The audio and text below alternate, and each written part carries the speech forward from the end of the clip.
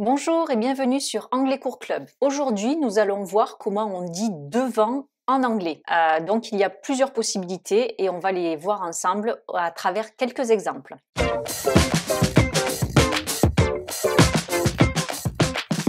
Alors, première façon de dire devant, on va utiliser les mots in front of.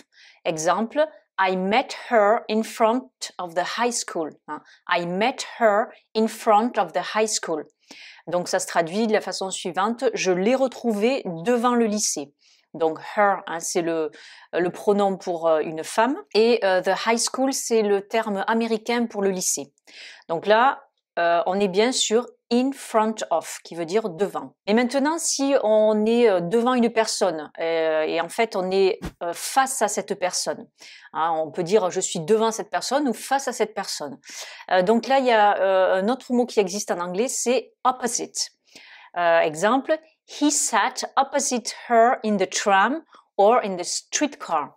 Donc tram, c'est le mot britannique pour le tramway et streetcar, le mot américain. Donc là, cette phrase, ça veut dire il s'est assis devant ou face à elle dans le tramway. Autre façon de dire devant, c'est les petites prépositions past ou by. On peut les employer indifféremment l'une ou l'autre. Et on les emploie souvent lorsqu'il y a un mouvement. Exemple, they walked past ou alors they walked by the museum. Donc elles sont passées devant le musée. Donc vous voyez que là il y a un mouvement, to walk. On note au passage que walk, il y a une lettre muette, c'est le L, on ne dit pas walk. Et donc là on peut utiliser soit past, soit by pour dire devant. Et ensuite, dernière façon de traduire le petit mot devant en anglais, ça va être before. Exemple, please go before and I'll come. S'il te plaît, pars devant et je viendrai. I'll come, c'est le futur simple de come. Vous voyez que apostrophe 2L, c'est la contraction de will, le modal du futur. Autre exemple, avec un autre temps, she was standing before the demonstrators.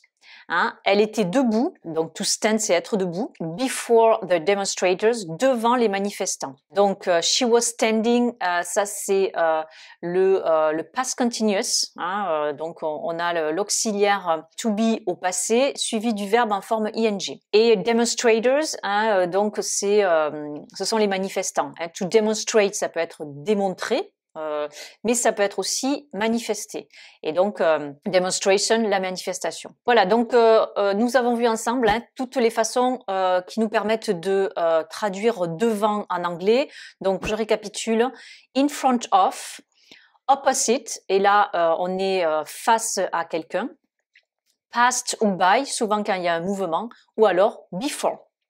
Sur ce, je vous souhaite une très bonne journée et je vous dis à très bientôt pour de nouvelles aventures en anglais. See you pretty soon for a new adventure in English. Bye bye!